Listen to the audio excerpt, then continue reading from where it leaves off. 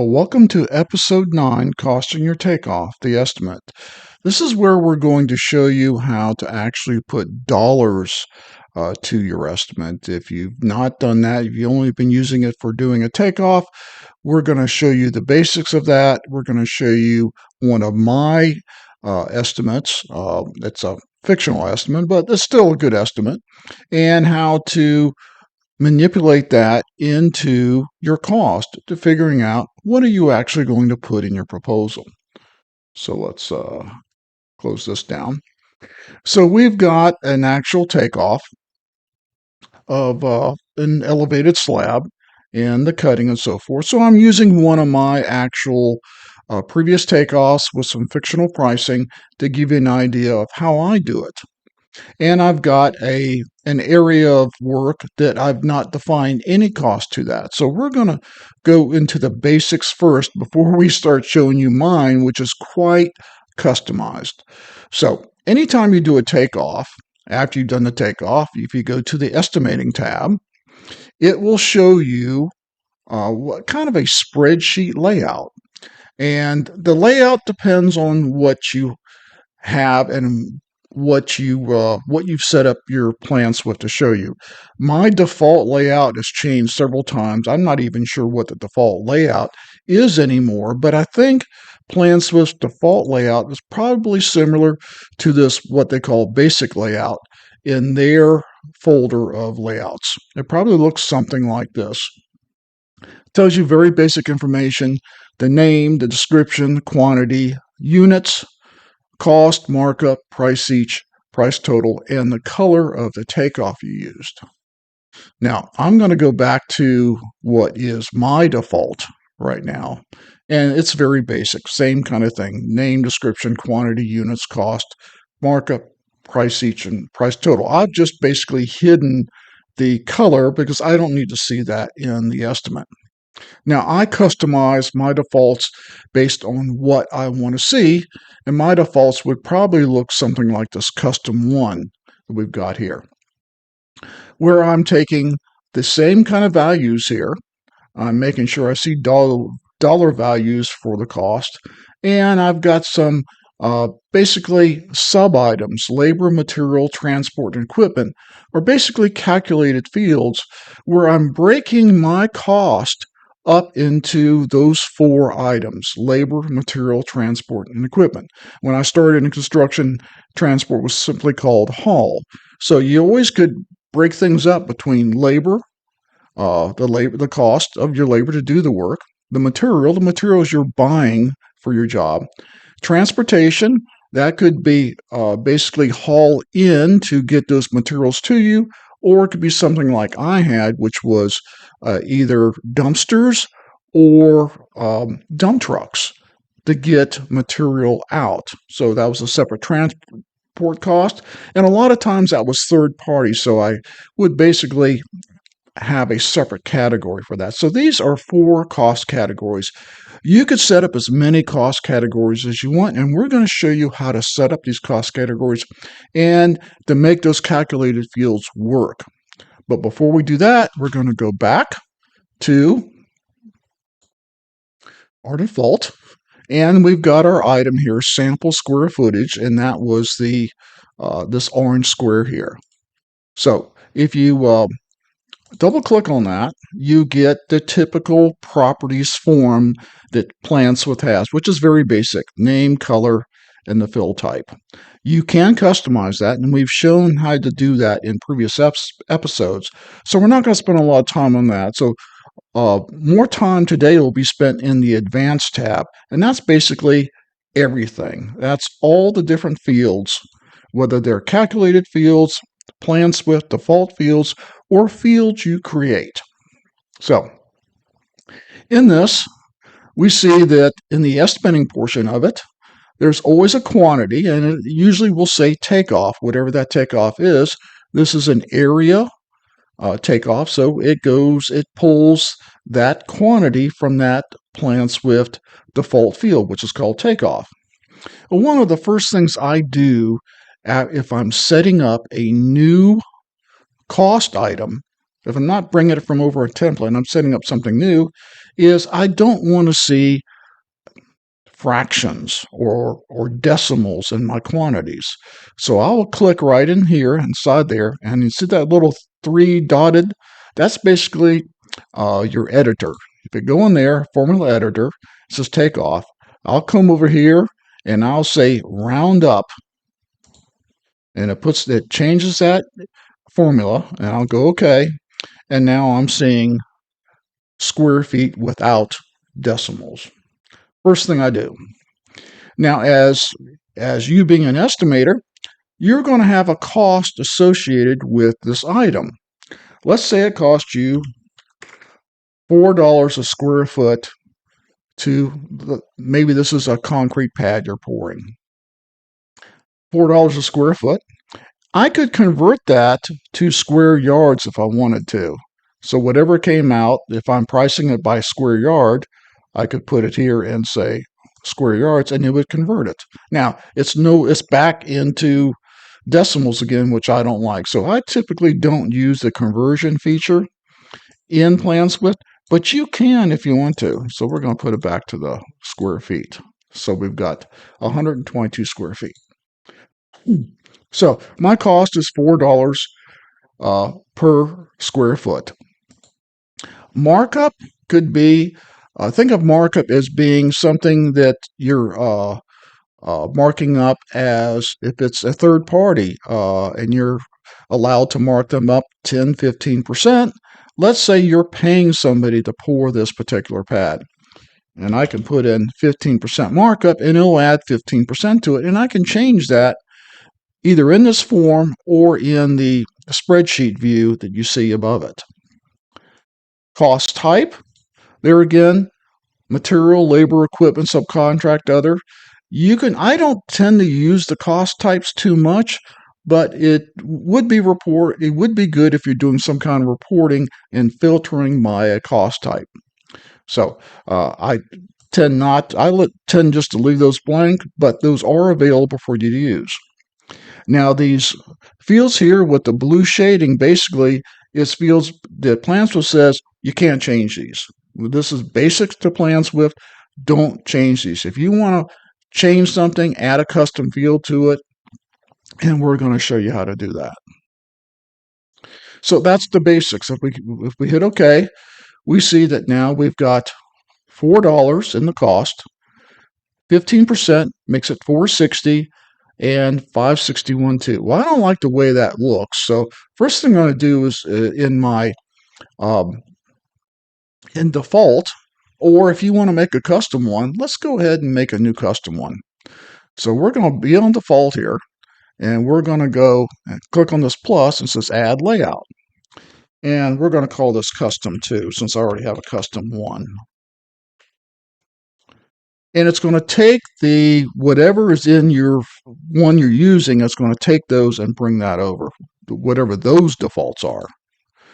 And so now I have a custom 2, and you see now, this is important. It still thinks I'm on default over here. You see that? I have to actually click out of that and get to where it says custom 2. Because if I do anything in here to modify this, it's going to do it on default. Whatever changes, it's going to change to the one that's in this box. It's not automatic.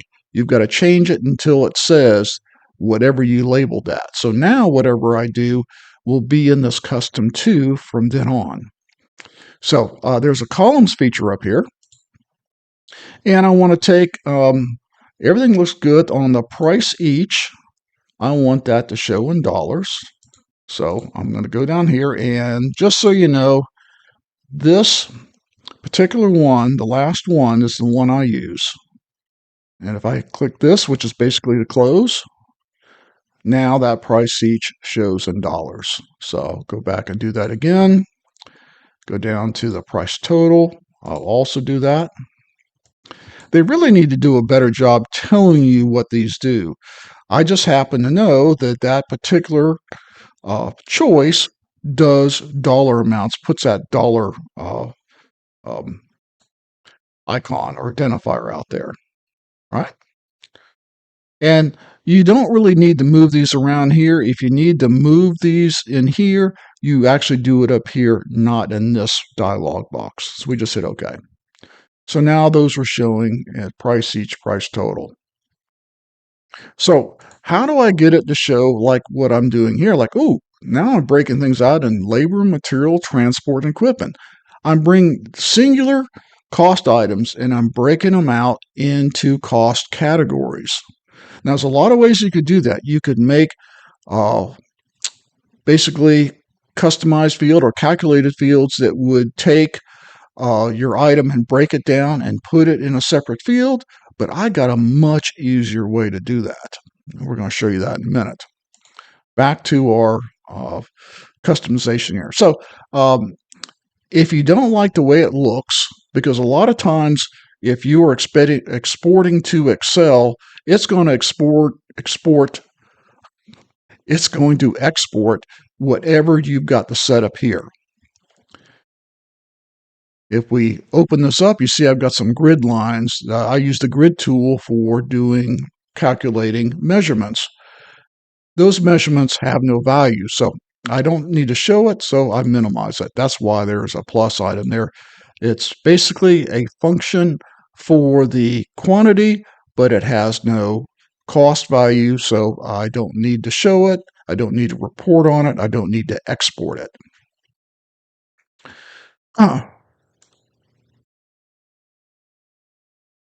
So that's interesting. I went back to custom 2, and guess what? It didn't save that, did it? Because I forgot to do a very basic thing. Let's go back to it. And that is when you make changes to your custom spread here,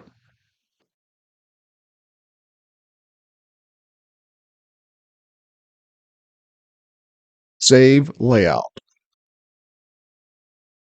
Didn't save it. It is not automatic because if you do things to it and you don't save it, you come back to it, those changes aren't there. So now I go back to default.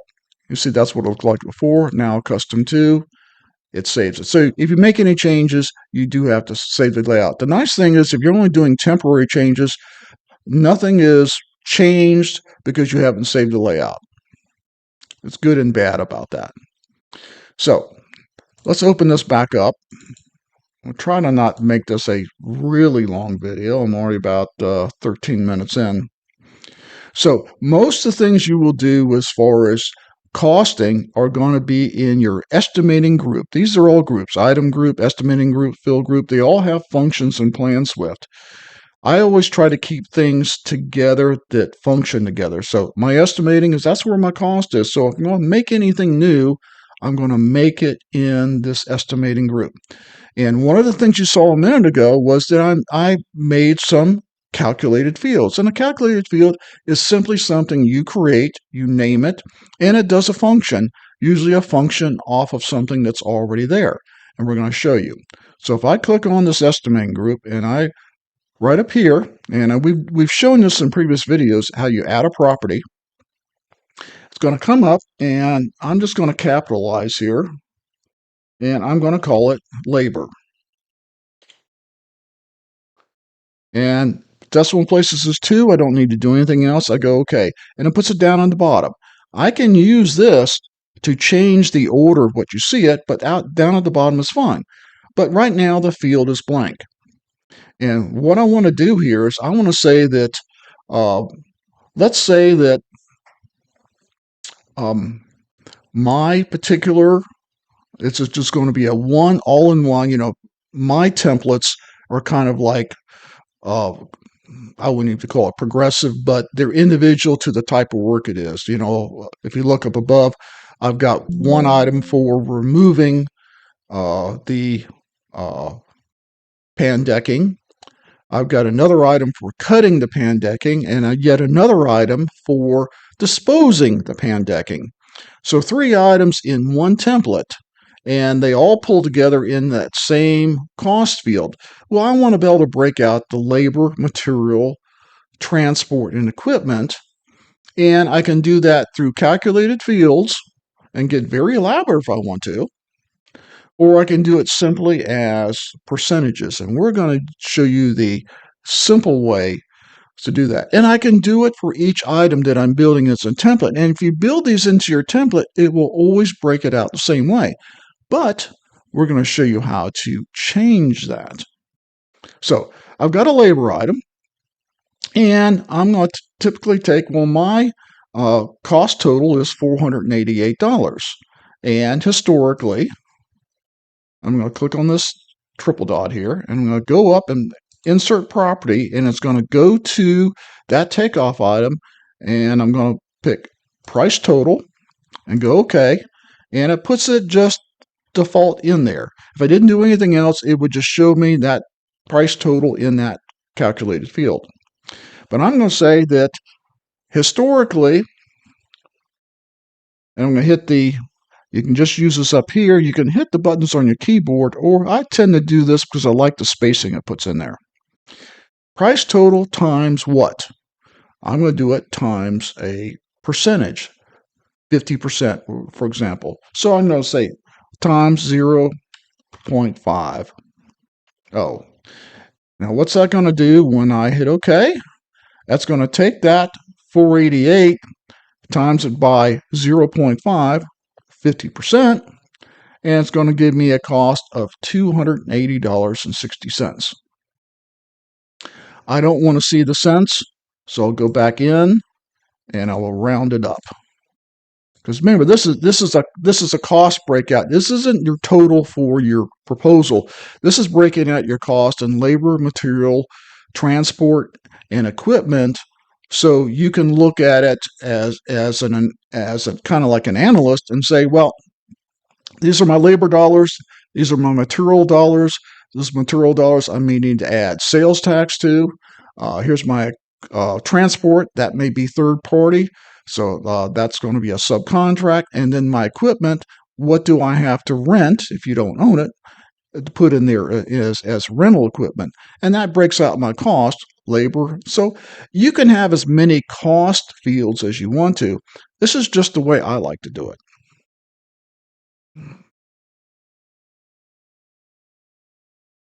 Okay. My labor field is not showing up. Why is that? Well, it's certainly, here isn't. I've got a labor field. How do we fix that? Really easy. Now you need to know the name of the field. So if you did some kind of crazy lettering or abbreviation, you might want to write it down. I like to just capitalize these things and then make it simple. So I go up to column, and I need to be on that custom to because I'm modifying this custom to layout, not the default layout. And it shows the things I'm using here. And in fact, there's that color one that's simply not being shown. So it's fine that you have more fields in here, and you can show what is visible and not visible, turn them on and off. So don't feel bad about having a lot of fields in here. Just turn off the ones you don't need for your layout. So we're going to go and say, we're going to say add, and should add it to the bottom. And that's fine because we can move these things around later on. And it says new column. Well, I'm going to type in labor, and it's going to find that field. Now that field is not a text field. It is a number field. So I change that there, and I click here for close, and my labor field pops up. Isn't that neat? Now I have a labor field that I'm already using up here from other ones, and that's why you're seeing numbers pull up. Now, also, I wanted to show divisions between thousands and hundreds. So I'll go back up here to columns and that labor field. I'll come over here to format, and I just go down here. Typically, I just use this one right here. Can't tell you why I use it, but it works. Now you can experiment with different ones, and you can see it's too bad they really don't tell you what it does, but you only have so many choices. And that gives me thousands, and also shows me that I don't have any pennies in there. I don't have any, everything's rounded up to whole dollars. So $281, which was the closest of one half of that. So how do I go and add the other ones? It's pretty much the same thing. I'm going to go back into advanced. And keep in mind, you're doing this for template you're creating. You don't want to have to do this every time, so you want to do this to a template you create. That way, these fields are always making those calculations. And you can change those calculations on the fly. For example, here, um, I could just go right in there and change it from 50% to 40% to 25%. There again, it's just one way to do it. You may have a more elaborate method that says, oh, I'm going to calculate the hours. Somewhere in here you put hours, and I'm going to calculate that labor off of that. Nothing wrong with that, but it means you're making more calculated fields. This is just a very simple approach. So I've got the labor. I'm going to go ahead and add my next one, which is material. I'm going to go ahead and add all of them to it, whether I'm using it or not. You don't have to use a field just because it's in there. There again, material, nothing else I need to do. And I'm going to add another one, transport, we used to call haul. And another one, the last one, equipment. Now keep in mind, if you didn't want to use percentages, you can make these calculated fields based on something else. It doesn't have to use a percentage. Now watch what I do here. Inside this field, I'm going to take and drag and then copy. Paste, Control V, paste, paste. Now obviously I've got 4 times 50%, so that's too much. But this particular item, I'm going to say that that the labor is 1/2. The material is 1/2, and I've got no transport or equipment for whatever reason. And when I do that, you can see. So think about you're dividing up 100% into 4 categories. And we're going to show you some other ones like I did. But now that I have all those, I go, okay, it's now split up. The only thing I need to do is I need to add those columns, don't I? So as long as you get the right spelling and change it to from text to a number, which is the default, it should show up the minute it sees it. And the last one was equipment. Change that to a number and then close this out and look. And I can change the width of these columns. And remember, if you're doing an export to Excel, this is what's going to export to Excel. Exactly how you set it up is what Excel is going to get. The only difference is it doesn't pick up the formatting. It only basically transfers the data or the value of the cells. It's not going to transfer any formulas. It's not going to transfer any formatting of the cells, like the dollar amount that we're customizing in here. So this is great for using whether you're doing reporting or you're doing analyzing in PlanSwift, or you're actually going to export that to Excel. I prefer to export to Excel. All right. We're running a little long. It's 24 minutes in. We'll try to wrap this up quickly by going through this and showing you what mine looks like. So that's what yours looks like right now. You've got no description in here. And there again, we could change these costs to be formatted a little better, like we did price each and price total. And we've already formatted these, and we've broken these down by basically percentages. If I go back in, now I'm going to need to go and change those. What did I pick before? That one. I come here, pick the same thing.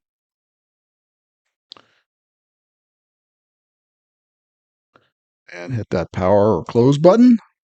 And now you can see I've got this broken down The labor and material in this particular kind of item is broken down half between labor and material. I don't have to do anything else. It's a calculated field. If I save this as a template, every time I use it, it'll always break it down by the labor and material, by the percentages I set up. So you could customize each cost item, each takeoff item into using percentages, and it will break that out accordingly. Now, that's a very broad way of doing it. Like I said before, you could get very elaborate by creating more calculated fields. And still, whatever that value is, you put it in this column. And what's great about the column is you've got a totaling of price for everything you're doing in one field, and you see it down here. But you've also now have labor, material, and haul summaries down at the bottom. Now, how these summaries work, for example, we got some things I don't need to have in here, like cost each. Well, I don't need to have a summary on that, so I right-click on that and I say none. I don't need that to show up. Same with markup. I don't need that to show up. So these are basically summary items, kind of like if you did an at sum in an Excel spreadsheet, and it's summarizing it. If you did a report, it should summarize those numbers. If you do it in Excel, you won't see those summarized numbers. You'll have to add that summary or calculation yourself, which is, if you're an Excel guy, you know how easy it is to do. So let's just ignore the sample. Let's look at the ones that I did. And if you go into mine, you see mine's a whole lot more elaborate. And here, this particular field for the pan decking, 75% of the value I'm saying is labor. 25% of the value I'm saying is equipment. On my saw cutting, because saw cutting uses blades that basically is a consumable item, I've got down here, I didn't even bother putting all the fields in. I could have. Probably as a default you should, because then they would always be available. But I broke this down. I only needed labor, material, and equipment fields of this one. I didn't need transport, so I broke it down as half of it being labor, and then I broke out the other half between material and equipment. I do have equipment costs there with saws, but I do have the blade cost for those saws, and then the other half being the labor. So I broke it down that way for that one. And then on my dumpsters, this is a third-party dumpster company. Click Advanced here. So I put all of that being, I just used the transport one, all that being transport. So all that gets spread to the transport cost item. It's all third party. I'm paying somebody to bring me a dumpster and pick it up. So that is a way to cost out. So you can put everything just in your totals and not worry about any of these.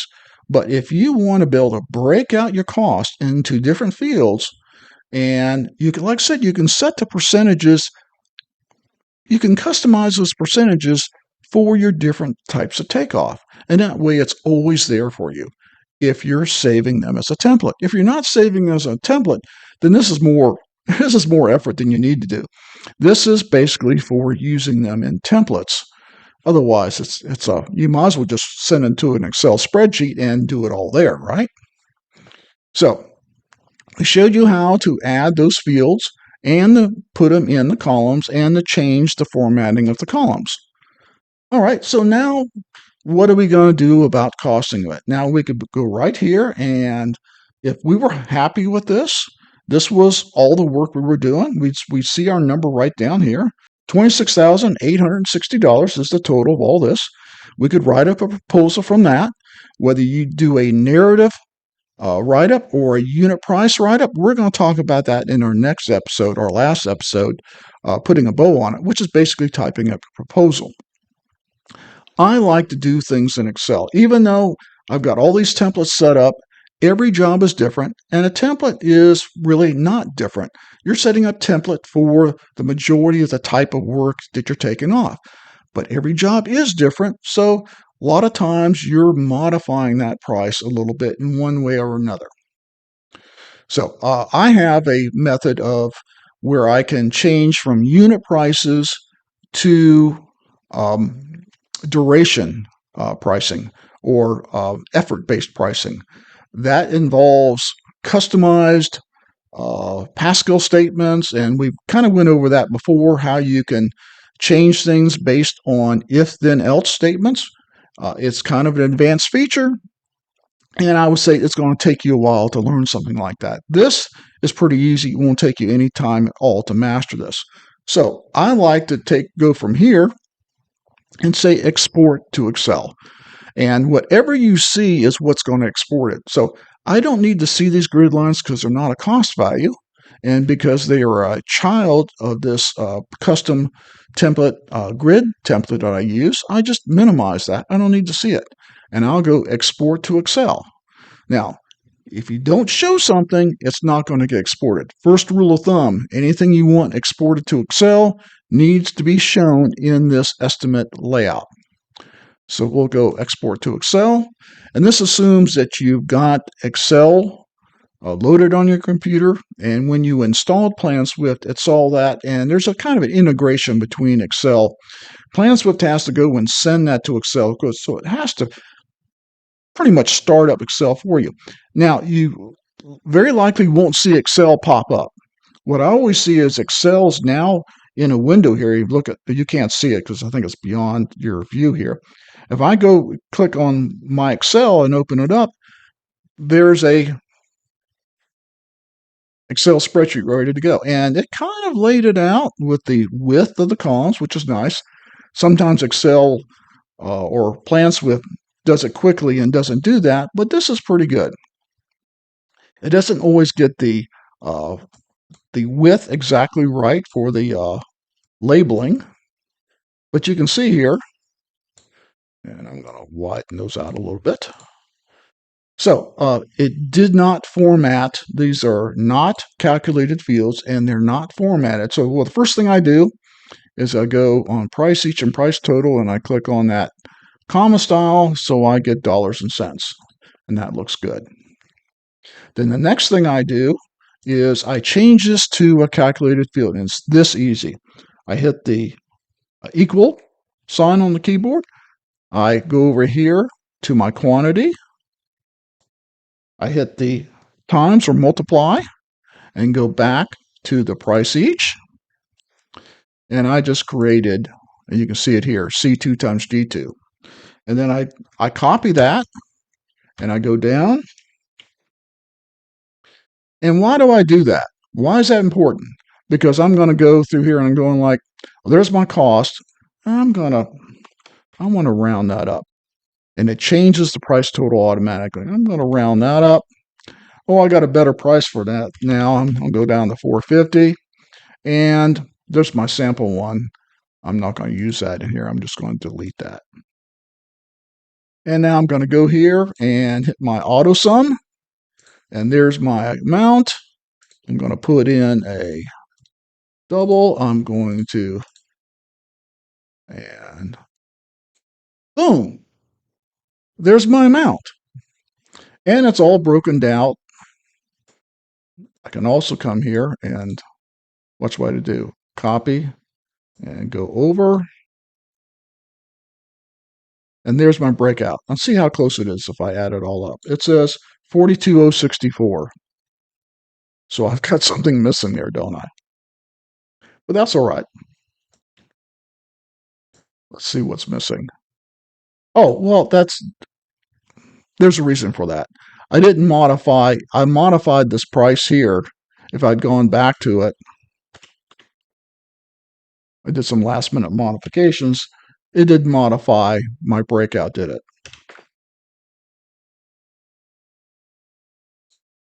42,064.